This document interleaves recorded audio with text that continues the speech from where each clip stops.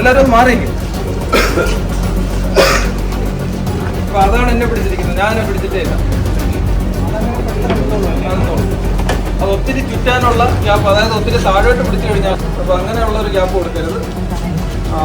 Hook കടന്ന് നമ്മുടെ ദേഹത്തേക്ക് ചാടി കടിക്കാനുള്ള ഗ്യാപ്പ് കൊണ്ട് കൊടുക്കരുത്. അത് ഇങ്ങോട്ട് ചാടാൻ നോക്കുമ്പോഴത്തേക്ക് ഈ ഹുക്ക് കൊണ്ട് നമ്മൾ അതിനെ തടയുക, ഹുക്ക് കൊണ്ട് അതിന്റെ ബോഡിക്ക് സപ്പോർട്ട് കൊടുക്കുക. ഈ രണ്ട് കാര്യങ്ങളാണ് ഹുക്ക് കൊണ്ട്.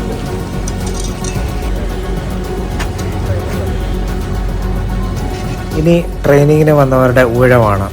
ഉഗ്ര വിഷമുള്ള ഒരു മൂർഖൻ പാമ്പ്. എല്ലാവരും പാമ്പിനെ പിടിക്കുന്നവരാണെങ്കിലും ശരിയായ രീതികളൊക്കെ അവർക്ക് പറഞ്ഞു കൊടുക്കുന്ന കാര്യങ്ങൾ നമുക്ക് കാണാൻ സാധിക്കും.